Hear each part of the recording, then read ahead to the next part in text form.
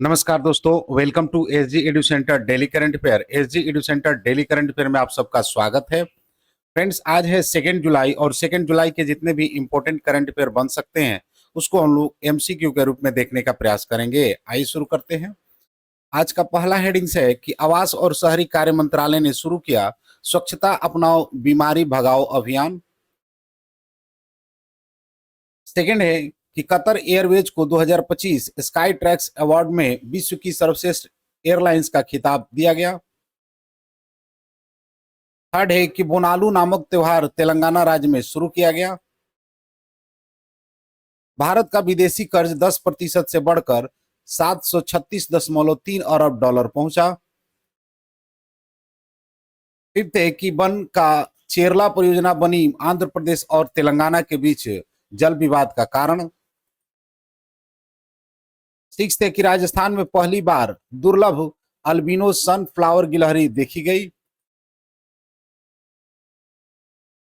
Seventh है कि स्मृति मंदाना बनी तीनों प्रारूपों में शतक लगाने वाली पहली भारतीय महिला क्रिकेटर।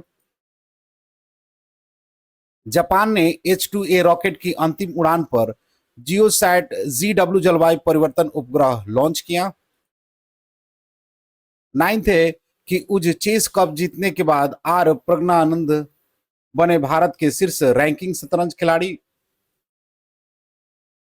टेंथ है कि जियोसैट्स मोबाइल एप्लीकेशन हाल ही में राष्ट्रीय सांख्यिकी कार्यालय NSO द्वारा लॉन्च किया गया। फ्रेंड्स, आज का कोटेशन है कि success does not come to those who wait, it comes to those who work for it every single day. यानी सफलता उनका दरवाजा खटखटाती है जो हर दिन मेहनत करने के जज्बा रखते हैं। फ्रेंड्स, हम लोग 1 जुलाई के जितने भी इंपॉर्टेंट करंट अफेयर देखे तो उसको शॉर्टली में रिवाइज कर लेते हैं कि हाल ही में रेलवे मंत्रालय ने ट्रेन प्रस्थान से कितने घंटे पहले आरक्षण चार्ट तैयार करने का निर्देश दिया है, तो 8 घंटा। जैन समाज द्वारा धर्म चक्रवर्ती सम्मान से किसे सम्मानित किया गया है, तो प्रधानमंत्री नरेंद्र मोदी को। अरुण ग्लोबल यूनिकॉर्न्स इंडेक्स 2025 में भारत की रैंकिंग क्या है, तो भारत का रैंकिंग थर्ड है। हाल ही में भारत ने 5 वर्ष से कम आयु के बच्चे की मृत्यु दर में कितने प्रतिशत की कमी दर्ज की गई है, तो 78%। हाल ही में केंद्रीय मंत्री अमित शाह ने राष्ट्रीय हल्दी बोर्ड का मुख्यालय का उद्घाटन कहाँ किया है, तो नजीमाबाद में।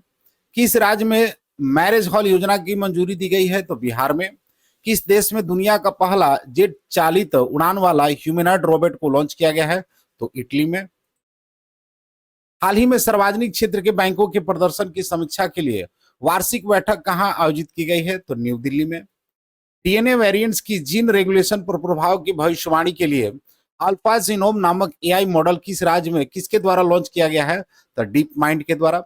हाल ही में आदि कर्म योगी पहल किसके द्वारा शुरू की गई है, तो मिनिस्ट्री ऑफ ट्राइबल अफेयर के द्वारा। फ्रेंड्स, आज का पहला क्वेश्चन है कि हाल ही में स्वच्छता अपनाएं बीमारियों को भगाएं अभियान किसने शुरू किया है, यानी who has recently launched the adopt cleanliness drive away disease champion campaign. Option A ministry of housing and urban affairs, option B ministry of health and family welfare, option C ministry of rural development और option D all of this. तो इसका सही answer है friends कि आवास ministry of housing and urban affairs, यानी house आवासन और शहरी कार्य मंत्रालय ने हाल ही में स्वच्छता अपनाएं बीमारी को भगाए अभियान की शुरुआत की है। देख लेते हैं इसके कुछ एडिशनल इंफॉर्मेशन को कि आवास और शहरी कार्य मंत्रालय ने हाल ही में स्वच्छता अपनाओ बीमारी भगाओ अभियान 1 जुलाई से 31 जुलाई 2025 तक शुरू किया है। यह अभियान स्वच्छ भारत मिशन शहरी के तहत चलाया जा रहा है और मानसून के दौरान जल जनित और मच्छर जनित बीमारियों की रोकथाम पर केंद्रित है। अभियान के 6 मुख्य अंग है: स्वच्छ हाथ, स्वच्छ घर, स्वच्छ मोहल्ला, स्वच्छ शौचालय, स्वच्छ नाले व स्रोत और स्वच्छ सार्वजनिक स्थान है। नेक्स्ट क्वेश्चन है कि हाल ही में 2025 स्काई ट्रैक्स पुरस्कारों में दुनिया की सर्वश्रेष्ठ एयरलाइन का खिताब किसे मिला है, यानी who has recently received the title of the world best airlines at the 2025 Skytrax awards. Option A Emirates, option B Singapore airlines, option C Qatar airlines और option D none of this. तो इसका सही answer है friends कि Qatar Airways, यानी Qatar Airways को जो है 2025 स्काई ट्रैक्स पुरस्कार में दुनिया के सर्वश्रेष्ठ एयरलाइन का खिताब दिया गया है। देख लेते हैं इसके कुछ एडिशनल इंफॉर्मेशन को कि दुनिया का सर्वश्रेष्ठ एयरलाइन का खिताब 2025 स्काई ट्रैक्स कतर एयरवेज को दिया गया है। स्काई ट्रैक्स अवार्ड इन पुरस्कारों को हवाई उद्योग का पुरस्कार भी कहा जाता है और ये 100 से अधिक देशों के लाखों यात्रियों के सर्वे के आधार पर दिया जाता है। रिकॉर्ड की उपलब्धि की बात करें तो ये 9वीं बार जो है कतर एयरवेज ने जीता है और जो कि एक नया रिकॉर्ड भी बन गया है। अन्य सम्मान की बात करें तो मुख्य पुरस्कार के अलावा कतर एयरवेज को और भी कई श्रेणियों में पुरस्कार मिले हैं। देख लेते हैं बूझो तो जाने की बातों में कि किस देश के माउंट सेमोरी ज्वालामुखी में विस्फोट हुआ है। तो ये माउंट सेमोरी जो है आपको इंडोनेशिया का ज्वालामुखी है जो हाल ही में विस्फोट हुआ है। भारतीय नौसेना ने कहा संपर्क 4.0 पहल शुरू की गई है। तो भारतीय नौसेना जो है 4.0 जो है पहल की शुरुआत महाराष्ट्र में किया है। महाराष्ट्र में कहा नया सर्वेक्षण पोत आईएनएस निदेशक भारतीय नौसेना में शामिल किया गया है। तो ये शामिल किया गया है आपको विशाखापट्टनम में शामिल किया गया है। 10वां अंतर्राष्ट्रीय वन महोत्सव कहाँ शुरू हुआ है? तो 10वां अंतर्राष्ट्रीय वन महोत्सव आपको मध्य प्रदेश के भोपाल में शुरू किया गया है। नेक्स्ट क्वेश्चन है कि बोनालू नामक त्योहार किस राज्य में शुरू हुआ है, यानी in which state the festival called Bonalu was started? Option A Telangana, option B Jharkhand, option C Chhattisgarh और option D none of this. तो इसका सही आंसर है फ्रेंड्स कि तेलंगाना, यानी तेलंगाना में बोनालू नामक त्योहार को शुरू किया गया है। देख लेते हैं इसके कुछ एडिशनल इंफॉर्मेशन को कि बोनालू एक पारंपरिक हिंदू त्योहार है जो मुख्यतः तेलंगाना राज्य में है मनाया जाता है। विशेष रूप से हैदराबाद और उसके आसपास के क्षेत्र में मनाया जाता है। यह देवी महाकाली को समर्पित है। देख लेते हैं बुझो तो जानो की बात में कि भारत का पहला एयर कार्गो हब कहाँ बनाया जाएगा। तो भारत का पहला एयर कार्गो हब जो आपको नोएडा में बनाया जाएगा। किसने वैश्विक योग केंद्र बनाने के लिए भारत की पहली योग नीति का अनावरण किया है? तो ये आपको उत्तराखंड ने पहले योग नीति का अनावरण किया है। भारत का पहला मधुमेह बायो बैंक कहाँ स्थापित किया जाएगा? तो मधुमेह बायो बैंक भारत का पहला जो है आपको चेन्नई में स्थापित किया जाएगा। नेक्स्ट क्वेश्चन है कि हाल ही में भारत का विदेशी कर्ज कितने प्रतिशत बढ़कर 736.3 बिलियन डॉलर हो गया है, यानी रिसेंटली इंडियाज फॉरेन डेब्ट has increased by how many percent to $736.3 billion? Option A 0.6%, option B 10%, option C 0.7 और option D none of this. तो इसका सही आंसर है फ्रेंड इज 7%, यानी 7% जो है भारत का विदेशी कर्ज जो है बढ़कर आपको वर्तमान में 736.3 बिलियन डॉलर पहुंच गया है। देख लेते हैं इसके कुछ एडिशनल इंफॉर्मेशन को कि विदेशी कर्ज का जीडीपी के अनुपात में भी वृद्धि हुआ है जो 18.5% से बढ़कर 19.1% हो गया है। इस वृद्धि में 5.3 अरब डॉलर का वैल्यूएशन इफेक्ट शामिल है जो अमेरिकन डॉलर के मुकाबले रुपए और अन्य मुद्राओं को कमजोर होने का कारण हुआ है। यदि वैल्यूएशन इम्पैक्ट को निकाल दे तो कर्ज में वास्तविक वृद्धि 72.9 अरब डॉलर होती है। सबसे बड़ा हिस्सेदारी अमेरिकी डॉलर का है 54.2%। इसके बाद भारतीय रुपया 31.1% और जापानी येन 6.2% है। देख लेते हैं बुझो तो जानो की बातों में कि फ्रांस और किस देश के बीच अरब सागर में डेजर्ट नाइट युद्ध अभ्यास शुरू हुआ है? ये आपको शुरू हुआ है यूएई में। नेक्स्ट है कि ट्रांस पैसिफिक व्यापार समझौता का 12वां सदस्य कौन बना है? तो ये आपको बना है ब्रिटेन। सैयद मुश्ताक अली ट्रॉफी 2024 किसने जीता है? तो ये आपको जीता है मुंबई।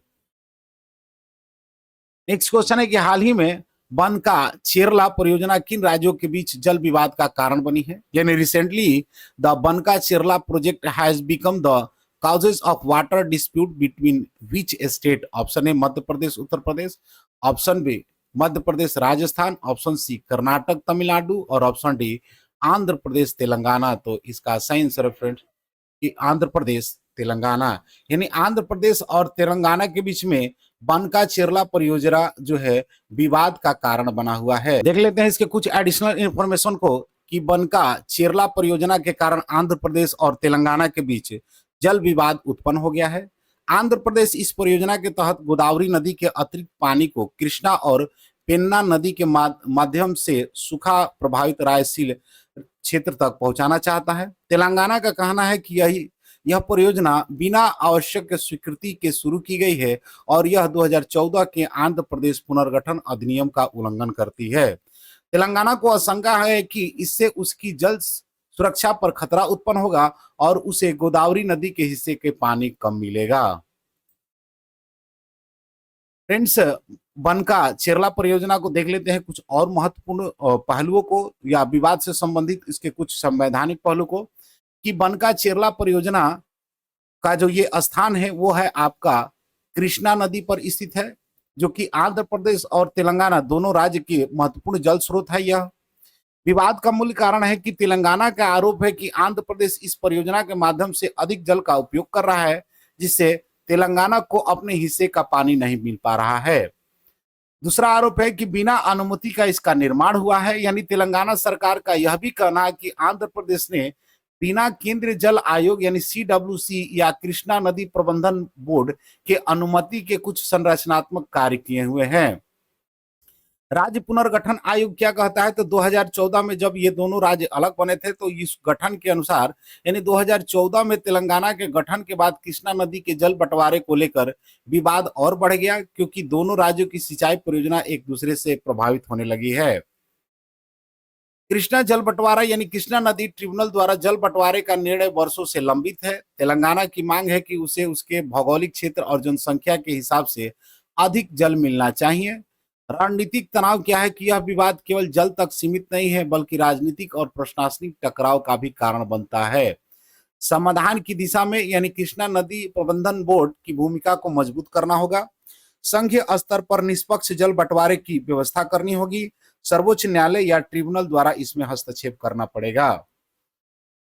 अनुच्छेद 262 जल विवादों को लेकर समाधान की बात करता है, यानी भारत का संविधान अनुच्छेद 262 यह व्यवस्था करती है कि यदि दो या दो से अधिक राज्य के बीच नदी जल बंटवारे को लेकर विवाद होता है तो संसद को यह अधिकार है कि वह ऐसे विवादों को सुलझाने के लिए कानून बनाए। अंतर्राज्यीय जल विवाद अधिनियम 1965 ये क्या कहता है कि संसद द्वारा पारित यह कानून राज्यों के बीच नदी जल विवादों के समाधान के लिए है। इसके अंतर्गत केंद्र सरकार जल विवाद ट्रिब्यूनल की स्थापना कर सकती है। इसका उद्देश्य है कि न्यायिक और प्रशासनिक समाधान प्रदान कर सके। अनुच्छेद 131 कहता है कि राज्यों के बीच विवादों पर सर्वोच्च न्यायालय की शक्ति है। यदि दो राज्य के बीच कोई कानूनी विवाद उत्पन्न होता है तो वो सीधे सुप्रीम कोर्ट में जा सकते हैं। तेलंगाना और आंध्र प्रदेश दोनों ने कई बार अनुच्छेद 131 के तहत याचिका दायर की है।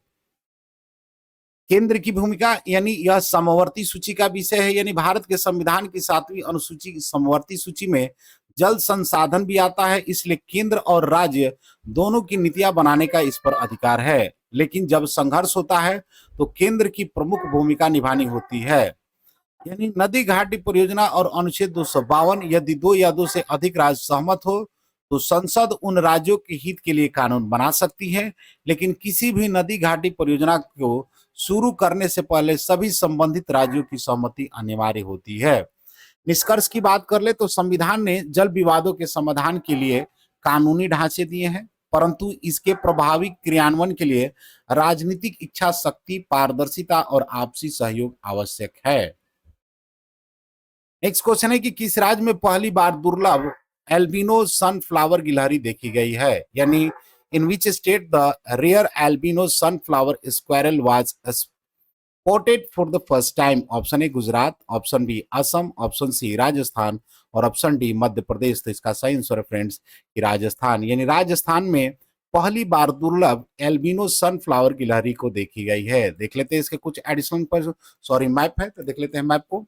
तो राजस्थान जो है आपको पश्चिमी भारत का एक स्टेट है जिसका कैपिटल जयपुर है।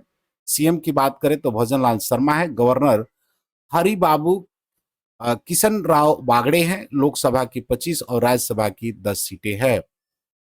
देख लेते हैं इसके कुछ एडिशनल इंफॉर्मेशन को कि दुर्लभ एल्बिनो सनफ्लावर गिलहरी पहली बार राजस्थान के टोंक जिले में देखी गई है। यह गिलहरी सीआईएसएफ कैंपस टोंक डियोली में एक नीम के पेड़ पर देखी गई। एल्बिनो गिलहरी पूरी तरह से सफेद रंग की होती है और इसकी आंखें गुलाबी या लाल होती है क्योंकि इसमें मेलानिन की कमी देखी जाती है।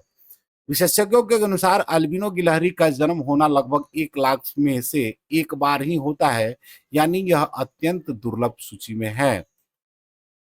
भारत की पहली महिला क्रिकेटर कौन बनी है जिन्होंने तीनों फॉर्मेट में शतक लगाया है, यानी who has become the first Indian women's cricketer to score a century in all 3 formats. Option A Mithali Raj, option B Har, Har Harmanpreet Kaur, option C Smriti Mandhana और ऑप्शन डी झूलन गोस्वामी। तो इसका सही आंसर है फ्रेंड्स कि स्मृति मंदाना जो है पहली भारतीय महिला क्रिकेटर बन गई है जिन्होंने तीनों फॉर्मेट में शतक लगाया है।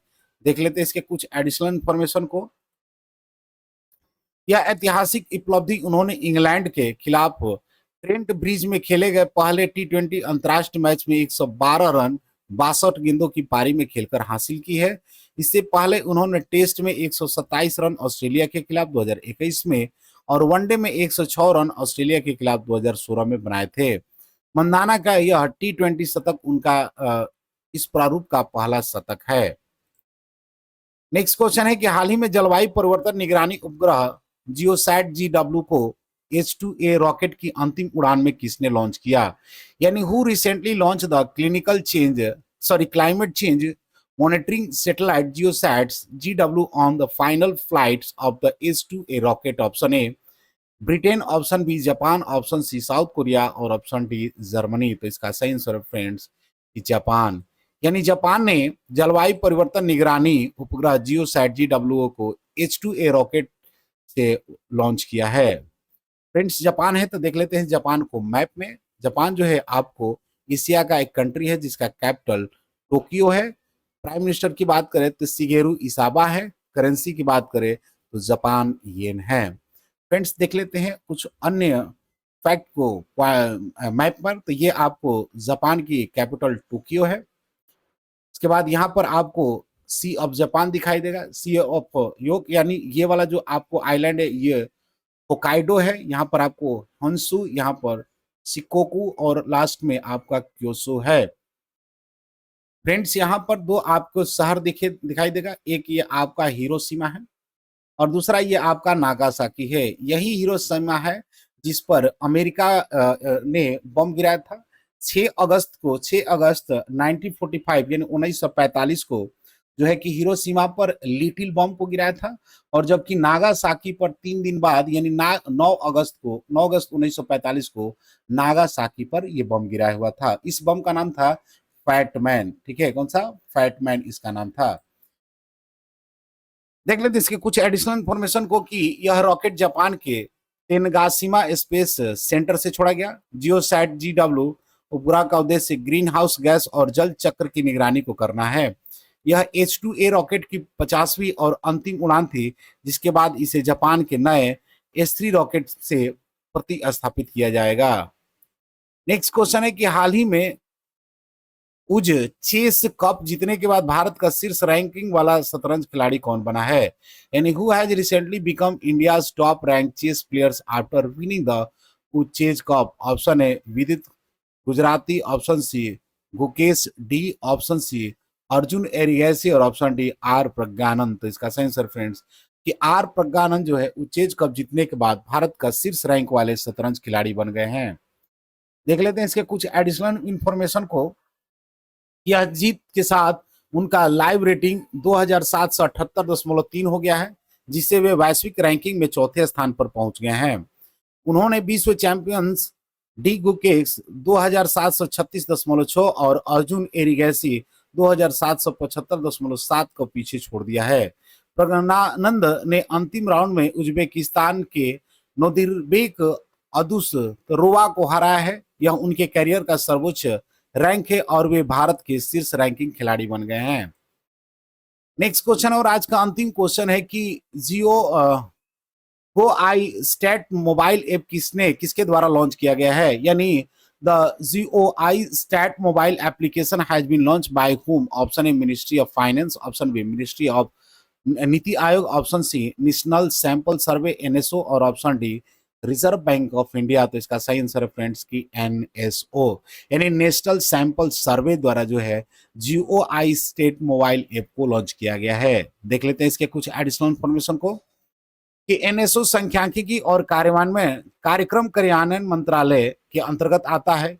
यह ऐप आधिकारिक सांख्यिकी डेटा को आम नागरिक, शोधकर्ता, छात्र और नीति निर्माताओं के लिए सुलभ बनाता है। ऐप में जीडीपी, महंगाई, रोजगार आदि जैसे प्रमुख सामाजिक आर्थिक संकेतकों की जानकारी इंटरएक्टिव डैशबोर्ड के माध्यम से उपलब्ध है। फिलहाल यह ऐप एंड्रॉयड ऐप प्लेटफॉर्म पर मुफ्त उपलब्ध है। आईओएस वर्जन जल्द ही लॉन्च होगा। फ्रेंड्स, लास्ट वीडियो क्वेश्चन था कि किस राज्य में मैरिज हॉल योजना शुरू की गई है, तो इसका सही आंसर था ऑप्शन ए, बिहार में। आज का क्वेश्चन है जीओआई स्टेट मोबाइल ऐप किसके द्वारा लॉन्च किया जाएगा? ऑप्शन ए किया गया है, तो ऑप्शन ए वित्त मंत्रालय, ऑप्शन बी नीति आयोग, ऑप्शन सी राष्ट्रीय सैंपल सर्वेक्षण कार्यक्रम और ऑप्शन डी भारतीय रिजर्व बैंक। फ्रेंड्स, इसका आंसर कमेंट बॉक्स में जरूर दें। मिलते हैं अगले वीडियो में, तब तक के लिए जय हिंद।